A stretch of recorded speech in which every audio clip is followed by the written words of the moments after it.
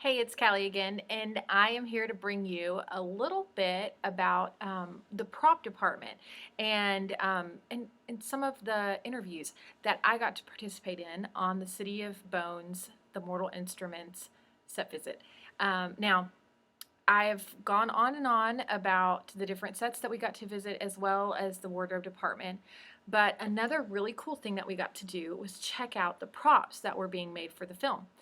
Now, if you've read the books, you know that there are some very important pieces to this story that are seriously just objects that you might find in your kitchen or on your counter.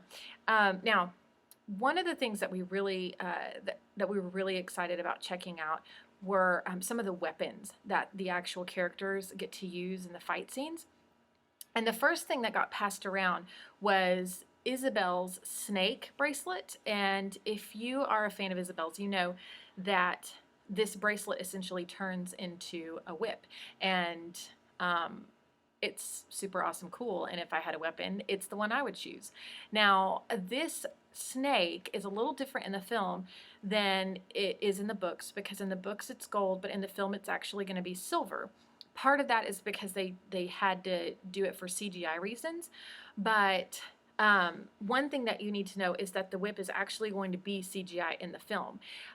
They did get to use a real whip, which sounds crazy in the film, and I can't even imagine how Jemima handled that. But it was a kangaroo whip, which is crazy, and they actually had to paint it several times, paint the leather silver several times because it kept rubbing off or coming off. The paint did, and they actually had several different forms of the bracelet that in the middle of a fight scene they would cut, switch out the bracelets, and then yell action again and finish out the scene. So as we passed them around, we actually got to carry. I did not get to like really use the whip or anything, but we got to hang out and carry the kangaroo whip that she was using. But then also we got to check out the bracelet because they had the one that was just jewelry. They had the one that had like a partial whip that kind of came out about 6 inches, and it was like a short extension. But then they had another one that was kind of blunt. So as you can imagine, in a fight scene, as this thing is coming to life, they had to stop like 3 times to change out this bracelet. It was really cool. Now, another thing that we got to see were the steels. Now, they were actually silver and had runes kind of covering them, and they had an LED light at the tip. I'm sure that there will be some CGI like cool stuff as they're using them in the movie, but there was one thing that was really different, and that's that Isabel's steel was actually a silver snake instead of the runes, and hers had a red tip, which I thought that was kind of cool because she's got the snake, whip. Anyway, some other things that we got to see were the swords. And if you know anything about Cassandra Clare's novels, you know that the swords are not normal swords. They are actually crystal swords. And one thing that the prop guys told us was that they couldn't make crystal swords because they kept breaking. And what they did is they ended up using a vacuumed resin, which kept the swords clear, and of course they had to make them over and over again because sometimes they'd show up with like little bubbles in them, things like that you don't think about. But they also were really fragile, so they had different lengths for different fight scenes. So like if I stabbed someone with one, they'd have a shorter one that they would cut and change out the sword, and they also had a shorter version of a sword that Isabel used.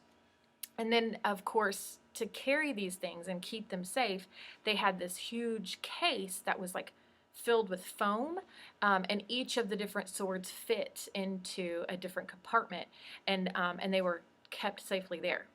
Crazy, right? And they only had made so many because it was so hard to make them, so they had to be super careful with them. They also had serif blades there for us to check out, and they were actually just black handles with the silver blade. Not anything too crazy fancy, but I will say I did get to check out the Morgenstern ring, which was gigantic as far as like the MW, because if you turn around it's W. It was gigantic, but then you put it on your finger and it really wasn't that big. So it kind of made me wonder if Jamie Campbell had like skinny fingers, which it was kind of fun to just be like, I tread on that ring? And it was really cool to pass that around. It was really heavy too. Um, we got to check out the Mortal Cup, and this is by far one of the coolest things that we got to check out. And it was because this Mortal Cup was actually made by a jewelry maker, and it was intricate and beautiful, and it had this like hollowed out portion in the actual handle of the cup. And the cool thing is they had someone actually blow glass, like this glass teardrop shape, and they had to blow it with like red liquid inside of it, and it was supposed to be blood, and they put it in the handle of the cup, which was really cool and creepy all at the same time. Okay, so the last thing we got to check out in the prop department was actually the witch light. And if you know what a witch light is, it's supposed to be this like rock that glows, I guess. It's the best way to put it. It's light. And it has a rune on the top of it. And they actually tried to make this with the light inside of the rock so that they could carry it around and see, and it's all like kind of campfire-y light face looking. And what happened was is they couldn't control it by remote and make the light go off and on, or kind of fade in and out, because of what the light was surrounded by. So what they ended up having to do was like taping the light to the back of the rock. And so in the movie there are going to be some lights that, or some witch lights that have light taped to the back, and that's how it's glowing. But then in other cases, they just have the witch lights with no lights at all. And so it's really interesting to know that it was something that was so complicated. They had to kind of rig it to really do what they wanted it to. But in fact, if we got down to it and really looked at it, if you just looked it over, it's this light taped to the back, which is crazy. So after the prop department, we actually got to do some interviews with cast members, and you can go and read all of those interviews over the next few days on our website. The first person, or I should say the first people that we got to talk to, were Jemima West and Kevin Zegers, and they play Isabel and Alec. Now, the cool thing about this is it was actually their day off, and they came in and did this interview, and I was floored and thought it was so cool. Another thing that was really cool was that they both had these awesome hats on and drank Diet Coke, and it was almost like they were brother and sister for reals, which I loved. After that, we got to talk to Jamie Campbell Bower, which was kind of crazy because it's Jamie Campbell Bower, first of all, but he walked in and he seemed bigger than the last time I saw him, which was at a Breaking Dawn premiere. And I know that sounds weird, but of course he was kind of beefier, but he seemed taller for some reason, and I'm not sure if it was the shadow gear, the shadow hunter gear, but he was definitely in that, and it was lots of leather, and he had like full makeup, which runes coming out of his shirt, the top of his shirt, and he had like bruises in makeup. He had one real bruise from one of the fight scenes that kind of got a little cray cray. And he was absolutely charming. So that was a great interview that you can also read. Now, one thing that was neat is that we were kind of waiting around, and we got to ask Cassandra Clare some questions. I don't know if I've mentioned it, but she really hung out with us all day long, which I thought was fantastic. Not just because she's the author of the book, and I'm a huge fan, but also because we kind of got to hear her talk about her experiences on set with the cast. She answered some questions about that stuff, and she was really honest and really real about how excited she was about the project and the things that she was most excited about. And I was really thrilled to see her so excited about this movie.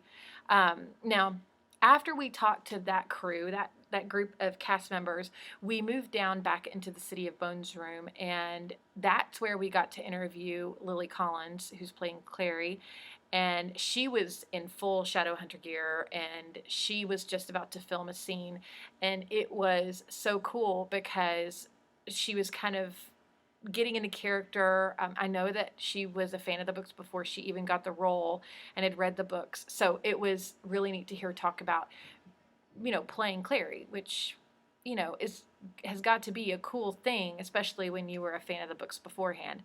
Um, Now, in addition to talking to Lily, we also got to talk to Robert Sheehan, which I'm going to just go on record and say was my favorite. He's playing Simon, who is my favorite character in the books, and he has an Irish accent in real life and not in the movies, but he was just a doll, is the best way I could put it. There was a proposal involved. I'm already married, so what stays in Canada, or what happens in Canada stays in Canada, I guess. But he was fantastic and hilarious. So go read that interview too.